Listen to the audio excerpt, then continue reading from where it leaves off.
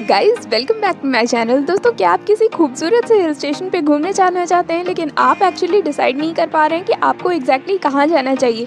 तो दोस्तों, आपकी इसी प्रॉब्लम का सोल्यूशन मैं लेके आ गई हूँ। जी हाँ दोस्तों, आप विजिट कर सकते हैं महाबलेश्वर। यहाँ पे आपको देखने को मिल जाएंगे ऊंचे ऊंचे पहाड़, खूबसूरत सी घाटियाँ और उनसे कल करके बहते हुए झरने। और इस सब के साथ आप यहाँ विजिट कर सकते हैं यहाँ के खूबसूरत स्ट्रॉबेरी फार्म्स। और इस सब के बीच दोस्तों आप काफ़ी ज़्यादा शांति और सुकून का अनुभव करेंगे।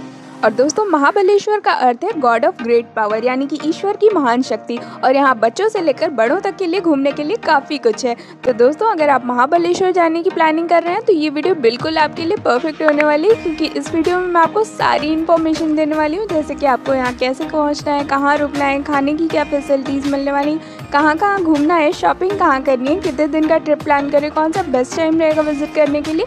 और इस सब के साथ अंत में हम ये भी जानेंगे कि इस विजिट में आपका कुल खर्चा कितना आने वाला है। तो दोस्तों, बने रहिए मेरे साथ इस वीडियो में। और अगर आप मेरे इस चैनल पर नए हैं तो चैनल को जल्दी से सब्सक्राइब कर लीजिए, साथ ही बेल आइकन को प्रेस करना बिल्कुल मत भूलिएगा, जिससे आपको मेरे आने वाले वीडियोस की नोटिफिकेशन मिलती रहे। चलिए दोस्तों, सबसे पहले जान लेते हैं कि आपको महाबलेश्वर पहुंचना कैसे है। तो दोस्तों, आप फ्लाइट, ट्रेन या बस में से किसी भी विकल्प का चुनाव करके सतारा, पुणे या मुंबई में से किसी भी एक जगह पहुंचिए। और उसके बाद वहां से आपको टैक्सी या बस लेनी है महाबलेश्वर तक के लिए। और दोस्तों, अगर आप फ्लाइट से आ रहे हैं तो यहाँ पे मैं आपको बता दूं कि महाबलेश्वर का निकटतम हवाई अड्डा पुणे इंटरनेशनल एयरपोर्ट है, जो कि महाबलेश्वर से लगभग 120 किलोमीटर की दूरी पर स्थित है। और ये हवाई अड्डा भारत के अन्य कई प्रमुख घरेलू और अंतर्राष्ट्रीय हवाई अड्डों से बहुत अच्छी तरह से जुड़ा हुआ है। और दोस्तों, हवाई अड्डे पर आपको एक टैक्सी सेवा भी उपलब्ध है, जिससे आप महाबलेश्वर ईजिली पहुँच सकते हैं। और दोस्तों, अगर आप ट्रेन से जा रहे हैं तो महाबलेश्वर का निकटतम रेलवे स्टेशन सतारा में है, जहां से आप टैक्सी किराए पर लेकर महाबलेश्वर तक पहुंच सकते हैं। और ये टैक्सी वाले आपसे करीब 250 से 500 के बीच चार्ज करेंगे और आपको 1 से 1.5 घंटे के अंदर महाबलेश्वर पहुंचा देंगे। और दोस्तों, अगर आपको आपके शहर से सतारा तक के लिए डायरेक्ट ट्रेन नहीं मिलती है तो आपको घबराने की बिल्कुल भी ज़रूरत नहीं है, क्योंकि उस केस में आप मुंबई या पुणे आ सकते हैं और वहाँ से आपको डायरेक्ट बस या टैक्सी मिल जाएगी महाबलेश्वर तक के लिए। और दोस्तों, अगर आप मुंबई या पुणे से महाबलेश्वर तक के लिए बस लेते हैं तो इसका किराया आपको 600 से 1000 के बीच पड़ जाएगा। यानी कि अगर आप नॉन AC बस प्रेफर करते हैं तो उसकी कॉस्ट आपको 600 रुपये प्रति व्यक्ति तक पड़ जाएगी। और अगर आप AC बस प्रेफर करते हैं तो उसकी कॉस्ट आपको 1000 रुपये तक पड़ जाएगी। और इसके अलावा दोस्तों, अगर आप टैक्सी बुक करते हैं तो उसका किराया आपको 2500 से 3000 रुपये तक पड़ जाएगा और आपको ये 5 से 6 घंटे में महाबलेश्वर पहुँचा देंगे। और दोस्तों, अगर आप बस से आ रहे हैं उस केस में भी आपको मुंबई या पुणे आकर वहां से महाबलेश्वर तक के लिए टैक्सी या बस बुक करनी होगी। चलिए दोस्तों, महाबलेश्वर पहुंचने के बाद सबसे पहले आपको अपने रहने के लिए एक होटल देखना है। तो दोस्तों, मेरा सजेशन आपको ये रहेगा कि आप अपना होटल महाबलेश्वर बाजार में लीजिए, क्योंकि यहाँ पे आपको काफ़ी ज़्यादा रीजनेबल रेट्स में होटल मिल जाएंगे। इसके साथ ही आपको यहाँ खाने पीने के भी काफ़ी ज़्यादा ऑप्शंस मिल जाएंगे। और दोस्तों, बात करें अगर हम यहाँ होटल्स के कॉस्ट की, तो आपको बजट होटल्स यहाँ 1200 से 2000 तक के बीच पड़ जाएंगे। वहीं अगर आप लग्जरी होटल लेना प्रेफर करते हैं तो उसकी कॉस्ट आपको 3000 से 10000 तक के बीच पड़ जाएगी।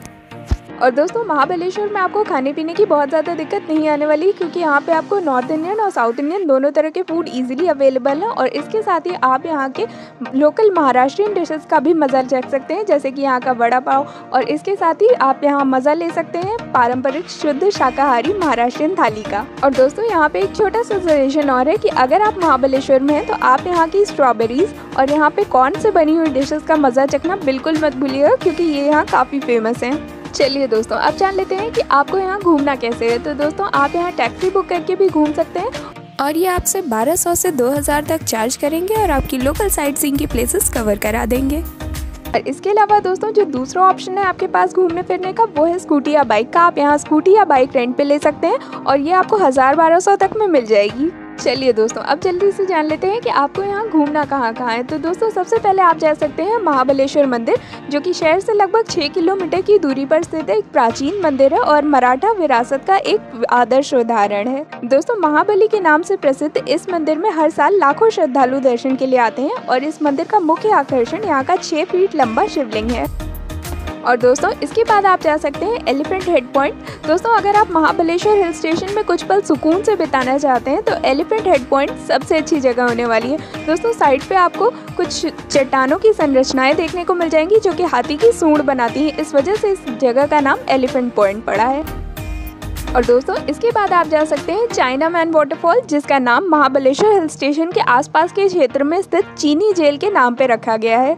और दोस्तों चाइना मैन वाटरफॉल का खूबसूरत व्यू देखने के बाद आप जा सकते हैं आर्थर सीट, जिसे सुसाइड पॉइंट भी कहा जाता है। दोस्तों यहाँ से आपको ब्रह्मा, आर्याना और सावित्री नदी की घनी घाटियों का सबसे शानदार नज़ारा देखने को मिलेगा। और अगर आप यहाँ से ट्रैकिंग करके ऊपर जाते हैं तो आपको वहाँ पे विंडो पॉइंट और टाइगर स्प्रिंग भी देखने को मिल जाएगा। लेकिन दोस्तों अगर आप ट्रैकिंग करके ऊपर जाने की सोच रहे हैं तो आपको अपने साथ एक गाइड ज़रूर लेके जाना चाहिए, क्योंकि यहाँ के रास्ते काफ़ी ज़्यादा कन्फ्यूजिंग हैं। और दोस्तों इसके बाद आप जा सकते हैं वेना झील, जो कि महाबलेश्वर की सबसे सुंदर झील है और आप यहाँ मज़ा ले सकते हैं बोटिंग का। और इसके साथ ही यहाँ आसपास की जगहों को देखने के लिए आप घोड़े की सवारी का विकल्प भी चुन सकते हैं। और दोस्तों इसके बाद अगर आप पूरे महाबलेश्वर का एक बर्ड आई व्यू देखना चाहते हैं तो आप जा सकते हैं एल्फिंस्टन पॉइंट, जहाँ से आपको पूरे महाबलेश्वर का सबसे शानदार मनोरम दृश्य देखने को मिलेगा। और दोस्तों अगर आप ट्रैकिंग के शौकीन हैं तो आप जा सकते हैं प्रतापगढ़ किला, जो कि ज़मीन से लगभग 3500 फीट की ऊंचाई पर स्थित है। और किले के भीतर आपको 4 झीलें देखने को मिल जाएंगी, जिनमें से कई मानसून के दौरान बहती हैं। और इसके अलावा किले के टॉप पर आपको एक भवानी मंदिर देखने को मिल जाएगा। और इसके साथ ही आप यहाँ के सांस्कृतिक पुस्तकालय में भी विजिट कर सकते हैं, जो कि किले की विरासत को दर्शाता है। दोस्तों इसके बाद आप विजिट कर सकते हैं यहाँ का सेकेंड व्यू पॉइंट, जो कि है लॉर्डविक व्यू पॉइंट, जो कि महाबलेश्वर के पश्चिम में 5 किलोमीटर की दूरी पर स्थित है और ये हाथी के सिर जैसा प्रतीत होता है। और दोस्तों ये बिंदु प्रतापगढ़ किले और एल्फिंस्टन पॉइंट का एक बेजोड़ दृश्य प्रदान करता है। और दोस्तों इसके बाद आप जा सकते हैं लिंगमाला वाटरफॉल, जो कि करीब 600 फीट की ऊंचाई से गिरता है। और इस वाटरफॉल से गिरने वाले पानी की छोटी छोटी बूंदें चांदी की लकीरों जैसी दिखाई देती हैं और जब धूप की किरणें इस पर पड़ती हैं तो ये एक रेनबो इफेक्ट प्रोवाइड करता है। और इसके बाद दोस्तों आप विजिट कर सकते हैं मैप्रो गार्डन, जो कि फेमस है अपनी स्वादिष्ट स्ट्रॉबेरीज के उत्पादन के लिए। और आपको यहाँ स्ट्रॉबेरी फार्म्स देखने को मिल जाएंगे। इसके साथ ही पार्क में काफ़ी ज़्यादा हरियाली है और खाने पीने के लिए आपको यहाँ एक रेस्टोरेंट भी देखने को मिल जाएगा। इसके साथ ही आप यहाँ विजिट कर सकते हैं चॉकलेट फैक्ट्री। और दोस्तों अगर आप यहाँ ईस्टर के टाइम पे आते हैं तो आप यहाँ मज़ा ले सकते हैं यहाँ होने वाले स्ट्रॉबेरी फेस्टिवल का। और दोस्तों अब बात कर लेते हैं महाबलेश्वर में शॉपिंग की। तो दोस्तों आप यहाँ से लेदर गुड्स खरीद सकते हैं। इसके अलावा आप यहाँ से ट्राइबल आर्ट पीसेस भी ले सकते हैं। और इसके अलावा महाबलेश्वर फेमस है अपनी स्ट्रॉबेरीज, गूसबेरीज और रास्पबेरीज के लिए, तो आप यहाँ से जैम्स, मार्मलेट्स या जेलीज भी खरीद सकते हैं। और इसके अलावा यहाँ की चिक्की भी काफ़ी ज़्यादा फेमस है, तो आप यहाँ से चिक्की भी ले सकते हैं। महाबलेश्वर घूमने के बाद आप यहाँ से पंचगनी घूमने के लिए भी जा सकते हैं, जो कि अपने आप में एक सेपरेट टूरिस्ट डेस्टिनेशन है। और आप यहाँ भी काफ़ी सारी प्लेसेस को घूम सकते हैं, कवर कर सकते हैं। तो गाइज़ अगर आप महाबलेश्वर जाने की प्लानिंग कर रहे हैं तो आपको अपनी ट्रिप में पंचगनी को भी ज़रूर इंक्लूड करना चाहिए। इसके अलावा भी अगर आप अपनी रोज़ की शहर की भागदौड़ और शोरगुल भरी लाइफ से बोर हो चुके हैं तो भी आपको पंचगनी ज़रूर विजिट करना चाहिए, क्योंकि दोस्तों यहाँ की हरी भरी घाटियाँ, जादुई झरने और तेज़ हवाएं आपके थके हुए मन को उमंग से भरने का काम करेंगी। तो दोस्तों महाबलेश्वर से पंचगनी तक का जो डिस्टेंस है वो करीब 20 किलोमीटर का है, जिसे कवर करने के लिए आपको महाबलेश्वर से डेली बेसिस पे काफ़ी सारी बसेस मिल जाएंगी, जो कि आपको लगभग 1 घंटे में पंचगनी तक पहुंचा देंगी। और अगर इन केस आप महाबलेश्वर को स्किप करते हुए सीधे पंचगनी जाके घूमना चाहते हैं तो आपको सीधे पंचगनी कैसे पहुँचना है इसके बारे में भी मैं आपको बता देती हूँ। सो गाइज़ अगर आप फ्लाइट से आने की सोच रहे हैं तो पंचगनी का निकटतम हवाई अड्डा पुणे इंटरनेशनल एयरपोर्ट है, जो कि पंचगनी से लगभग 110 किलोमीटर की दूरी पर है। और इस हवाई अड्डे तक के लिए आपको देश के बड़े बड़े प्रमुख शहरों से फ्लाइट्स आराम से मिल जाएंगी। और एयरपोर्ट पे उतरने के बाद आपको टैक्सी या कैब बुक करके पंचगनी तक पहुँचना होगा। एंड गाइस अगर आप ट्रेन से आने की सोच रहे हैं तो पंचगनी का निकटतम railway station Pune railway station है। और ये रेलवे स्टेशन पंचगनी से लगभग 103 किलोमीटर की दूरी पर स्थित है। और पुणे तक के लिए आपको देश के बड़े बड़े शहरों से ट्रेन्स आसानी से मिल जाएंगी। और रेलवे स्टेशन पे उतरने के बाद आपको टैक्सी या फिर बस लेके पंचगनी तक पहुंचना है। एंड गाइज अगर आप बस से जाने की सोच रहे हैं तो पंचगनी जाने के लिए महाराष्ट्र राज्य सड़क परिवहन निगम और कुछ प्राइवेट ट्रैवल सर्विसेज भी अवेलेबल हैं। इसके अलावा अगर आप चाहें तो अपनी प्राइवेट व्हीकल से भी जा सकते हैं, क्योंकि यहाँ रोड्स की कंडीशन काफ़ी ज़्यादा अच्छी हैं। और दोस्तों आप यहाँ पुणे से ही कार या बाइक रेंट पे भी ले सकते हैं सेल्फ ड्राइव करके पंचगनी तक जाने के लिए, जिसके लिए आपको पुणे में ही काफ़ी सारे कार और बाइक रेंटल्स अवेलेबल हैं। चलिए दोस्तों, अब पंचगनी पहुंचने के बाद सबसे पहले आपको अपने रहने के लिए एक होटल देखना है। तो दोस्तों आपको यहाँ पे बजट होटल्स के साथ साथ अच्छे लग्जरी होटल्स भी देखने को मिल जाएंगे। इसके अलावा आपको यहाँ पे कुछ कॉटेजेस और प्राइवेट बंगलोज भी देखने को मिल जाएंगे। तो आप अपनी आवश्यकता और बजट के अनुसार इनमें से किसी का भी चयन कर सकते हैं। और बात करें अगर हम इनके कॉस्ट की, तो बजट होटल्स आपको यहाँ पे 800 से 1500 के बीच मिल जाएंगे। वहीं अगर आप लग्जरी होटल प्रेफर करते हैं तो उसकी कॉस्ट आपको 2000 से 6000 के बीच पड़ जाएगी। एंड गाइस, अगर आप कॉटेज में स्टे करना चाहते हैं तो उसकी कॉस्ट आपको 1500 to 3000 के बीच पड़ जाएगी। और अगर आप प्राइवेट बंगलो प्रेफर करते हैं तो ये कॉस्ट आपकी थोड़ी और बढ़ जाएगी। प्राइवेट बंगलोज आपको यहाँ 4000 to 10000 के रेंज के बीच अवेलेबल हो जाएंगे। एंड गाइस, बात करें अगर हम यहाँ खाने की, तो आपको यहाँ पे खाने पीने के काफ़ी सारे ऑप्शंस अवेलेबल हैं। आपको यहाँ के रेस्टोरेंट्स में नॉर्थ इंडियन और साउथ इंडियन डिशेस के साथ साथ महाराष्ट्रन थाली भी मिल जाएगी। इसके अलावा आपको यहाँ पे गुजराती, पंजाबी, चाइनीज़ और कॉन्टिनेंटल डिशेस भी ईजिली मिल जाएंगी। उनका भी स्वाद आपको ज़रूर चखना चाहिए। लेकिन दोस्तों, मेरा सजेशन आपको ये रहेगा कि अगर आप पंचगनी घूमने जा रहे हैं तो आपको यहाँ पर महाराष्ट्रन कुजीन्स का स्वाद ज़रूर चखना चाहिए। और अगर हम खाने पीने के कॉस्ट की बात करें तो आपको यहाँ पे 150 से 200 के बीच वेज थाली आराम से मिल जाएगी।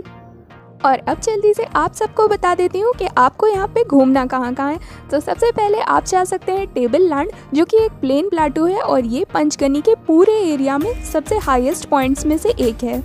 एंड गाइस, यहाँ पे मैं आपको बता दूं कि टेबल लैंड एशिया का सेकेंड हाईएस्ट प्लेटू है, जो कि करीब 95 एकड़ के क्षेत्र में फैला हुआ है। और आपको यहाँ से पूरे पंचगनी का खूबसूरत व्यू तो देखने को मिलेगा ही, साथ ही साथ अगर आप सनराइज़ और सनसेट देखने के भी शौकीन हैं तो उसका भी बेहतरीन व्यू आपको यहाँ से मिल जाएगा। और ये जगह नेचर लवर्स के साथ साथ एडवेंचर लवर्स के लिए भी एकदम परफेक्ट है, क्योंकि आप यहाँ पे horse riding, trekking, rock climbing जैसी एक्टिविटीज़ भी इंजॉय कर सकते हैं। और इसके बाद आप विजिट कर सकते हैं देवराई आर्ट विलेज, जो कि टेबल लैंड से 3 किलोमीटर के डिस्टेंस पे है। और यहाँ पे आपको रचनात्मकता का बेहतरीन उदाहरण देखने को मिलेगा, क्योंकि इस जगह पे गढ़चिरौली और छत्तीसगढ़ के नक्सल प्रभावित क्षेत्रों के कुछ उच्च कुशल शिल्पकारों और कलाकारों के द्वारा बनाए गए बेहतरीन आर्ट वर्क और मेटल के शो पीसेस देखने को मिल जाएंगे। एंड गाइस, इन सभी आर्ट वर्क्स की सबसे खास बात यह है कि ये ट्राइबल आर्ट को अर्बन लिविंग से जोड़ने का काम करती हैं। और इनमें आपको लोहा, पीतल, पत्थर, लकड़ी, बांस और कपड़े का सामान देखने को मिल जाएगा। तो अगर आप चाहें तो अपने लिए यहाँ से कुछ शॉपिंग भी कर सकते हैं, क्योंकि यहाँ पे आपको होम डेकोर और ट्राइबल ज्वेलरी पीसेस के एक से एक ऑप्शंस मिल जाएंगे। एंड गाइस, इसके बाद आप जा सकते हैं पारसी पॉइंट, जो कि देवराई आर्ट विलेज से 1 किलोमीटर के डिस्टेंस पे है। और ये जगह नेचर लवर्स के लिए तो है ही, साथ ही साथ अगर आप अपनी रोज़ की भागदौड़ भरी ज़िंदगी से एक ब्रेक लेके कुछ पल शांति और सुकून के बिताना चाहते हैं किसी नेचुरल एनवायरनमेंट में, तो ये जगह आपके लिए बिल्कुल परफेक्ट है। क्योंकि यहाँ पे आपको कृष्णा घाटी और धूम डैम के शानदार नज़ारे तो देखने को मिलेंगे ही, साथ ही साथ ये जगह हरे भरे पेड़ों से घिरी हुई है, तो आपको यहाँ आके डेफिनेटली बहुत अच्छा लगेगा। साथ ही साथ अगर आप सनराइज़ या सनसेट व्यू भी देखना चाहते हैं तो उसके लिए भी ये लोकेशन काफ़ी अच्छी है। और अगर आप फोटोग्राफी का शौक़ रखते हैं तो ये जगह एक लैंडस्केप फ़ोटोशूट के लिए परफेक्ट सेटअप है। और इसके अलावा दोस्तों, आप यहाँ पे कैमल राइड का मज़ा भी ले सकते हैं और टेलीस्कोप से इस पूरी घाटी का खूबसूरत व्यू भी देख सकते हैं। एंड इसके बाद गाइज, आप विजिट कर सकते हैं भीलर फॉल्स, जो कि पारसी पॉइंट से 1 किलोमीटर के डिस्टेंस पे है। और ये झरना सिर्फ मानसून से सर्दियों तक के बीच ही बहता है, यानी कि ये एक सीजनल वाटरफॉल है। और यहाँ पे मैं आपको बता दूँ कि मानसून के टाइम पे इस झरने की खूबसूरती अपने पीक पर होती है। तो अगर आप पंचगनी घूमने जा रहे हैं तो भीलर फॉल्स को विजिट करना बिल्कुल मत भूलिएगा, क्योंकि इस झरने के बहते हुए पानी का शोर आपके मन को डेफिनेटली शांति और सुकून से भर देगा। और इसके बाद दोस्तों, आप विजिट कर सकते हैं केट्स पॉइंट, जो कि भीलर फॉल्स से लगभग 13 किलोमीटर के डिस्टेंस पे है। और ये जगह बेसिकली कृष्णा घाटी के ऊपर की विशाल चट्टान है, जहाँ से आपको धाम डैम और बकलवाड़ी की घाटी के पानी का शानदार नज़ारा देखने को मिलेगा। इसके अलावा इस जगह को इको पॉइंट के नाम से भी जाना जाता है, क्योंकि यहाँ से आप अपनी आवाज़ का इको आराम से सुन सकते हैं। एंड गाइस, बात करें अगर हम यहाँ के टाइमिंग और एंट्री फीस के बारे में, तो सुबह 6 बजे से शाम के 6 बजे तक ये व्यू पॉइंट टूरिस्ट के लिए खुला रहता है। और यहाँ पे आपको 10 रुपये प्रति व्यक्ति तक की एंट्री फीस पड़ जाएगी। और इसके बाद दोस्तों आप विजिट कर सकते हैं सिडनी पॉइंट, जो कि पंचगनी से लगभग 2 किलोमीटर के डिस्टेंस पे एक पहाड़ी पे एक छोटा सा व्यू पॉइंट है, जो कि पर्यटकों के बीच काफ़ी ज़्यादा लोकप्रिय है अपने खूबसूरत नज़ारों के लिए। आपको यहाँ से धाम डैम, कृष्णा वैली और कमलगढ़ के किले के खूबसूरत नज़ारे तो देखने को मिलेंगे ही, साथ ही साथ अगर आप सनराइज़ या सनसेट भी देखना चाहते हैं तो उसका भी खूबसूरत नज़ारा आप यहाँ से देख सकते हैं। और इसके बाद आप विजिट कर सकते हैं राजपुरी केव्स। दोस्तों राजपुरी केव्स वो जगह है जहाँ पर वनवास के दौरान पांडवों ने आश्रय लिया था। आपको यहाँ पे 4 गुफाएं देखने को मिल जाएंगी और ये गुफाएं कई तरह के पवित्र कुंडों से घिरी हुई हैं, जिसे गंगा का पवित्र पानी माना जाता है। इस पानी के बारे में ऐसा कहा जाता है कि ये पानी हर तरह के रोग को ठीक कर देता है। और इस गुफा का सबसे बड़ा आकर्षण है भगवान कार्तिकेय का मंदिर। आपको यहाँ पे भगवान कार्तिकेय का एक बहुत ही पुराना चित्र देखने को मिल जाएगा। और इसके बाद आप जा सकते हैं वाई, जो कि पंचगनी के पास एक छोटा सा शहर है जो कृष्णा नदी के तट पर स्थित है। ये गांव अपने 7 घाटों के लिए जाना जाता है। इसके अलावा वाई के पास भी काफ़ी सुंदर सुंदर मंदिर बने हुए हैं, तो आप चाहें तो उनमें भी विजिट कर सकते हैं। और वाई के सबसे प्रमुख आकर्षण में आता है पांडवगढ़ का किला, जो कि यहाँ से लगभग 9 किलोमीटर की दूरी पर है, तो आप उसे भी विजिट कर सकते हैं। लेकिन दोस्तों पांडवगढ़ के किले तक पहुँचने के लिए आपको लगभग 1.5 से 2 घंटे की ट्रैकिंग करनी होगी, और ये ट्रैकिंग आपकी आसान नहीं होने वाली है। और किले में ऊपर आपको एक देवी मंदिर देखने को मिल जाएगा, आप उसमें भी जाकर दर्शन कर सकते हैं। इसके अलावा वहाँ पे आपको कुछ तालाब भी देखने को मिल जाएंगे। एंड गाइस, अब अगर यहाँ घूमने फिरने के बाद आप कुछ शॉपिंग करना चाहते हैं तो पंचगनी फेमस है अपनी स्ट्रॉबेरीज़ के लिए, तो आप यहाँ से अपने लिए स्ट्रॉबेरीज़ भी खरीद सकते हैं। इसके अलावा आपको यहाँ पे जैम्स और जेलीज भी मिल जाएंगी, और आप देवराई आर्ट विलेज से ट्राइबल शो पीसेस और ज्वेलरी भी ले सकते हैं। और दोस्तों अब आ जाता है सबसे बड़ा सवाल कि पंचगनी विजिट करने के लिए आपको कितने दिन का ट्रिप प्लान करना चाहिए और कौन सा सबसे बेस्ट टाइम रहेगा पंचगनी विजिट करने के लिए। तो दोस्तों 2 से 3 दिन आपके पंचगनी की ट्रिप के लिए सफिशिएंट रहेंगे। और अगर आप पंचगनी और महाबलेश्वर की एक कंबाइंड ट्रिप प्लान कर रहे हैं तो उसके अकॉर्डिंग आपको इसमें कुछ दिन और ऐड कर लेने होंगे। एंड गाइज, पंचगनी विजिट करने का जो बेस्ट टाइम होता है वो सितंबर से मई के बीच का होता है, क्योंकि इन महीनों में पंचगनी का मौसम पूरे दिन बहुत ही अच्छा रहता है। साथ ही साथ बारिश भी इस समय कम होती है, तो आप आराम से खुल के एंजॉय कर सकते हैं। एंड गाइज, बात करें अगर हम बजट की, तो पंचगनी और महाबलेश्वर घूमने में आपको ऑन एन एवरेज 2000 रुपये प्रति व्यक्ति तक का एक दिन का खर्चा आ जाएगा। और इस बजट में मैंने आपकी फ्लाइट, ट्रेन या बस की टिकट का किराया और आपकी शॉपिंग का खर्चा इंक्लूड नहीं किया है, वो आप अपने अकॉर्डिंग इसमें ऐड कर सकते हैं। मैंने इस बजट में सिर्फ आपके होटल, खाने पीने और लोकल ट्रांसपोर्ट का खर्चा इंक्लूड किया है। तो दोस्तों उम्मीद करती हूँ आपको वीडियो अच्छी लगी होगी। वीडियो पसंद आई है तो वीडियो को लाइक कर दीजिए। साथ ही कमेंट बॉक्स में मुझे कमेंट करके बताइए कि आप और कौन कौन सी प्लेसेस घूमना चाहते हैं। और अगर आपके मन में कोई क्वेरी है तो आप मुझे मेरे फेसबुक पेज या इंस्टाग्राम पेज पे फॉलो करके वहाँ अपनी क्वेरीज डायरेक्टली मुझसे पूछ सकते हैं। मैं वहाँ ज़रूर रिप्लाई करूँगी आपको। और मेरे फेसबुक पेज और इंस्टाग्राम पेज दोनों का ही लिंक आपको नीचे डिस्क्रिप्शन बॉक्स में देखने को मिल जाएगा। और मैं मिलूंगी जल्दी आप सबसे अगली वीडियो में एक और नई डेस्टिनेशन के साथ। Till then stay happy, stay fit and keep travelling.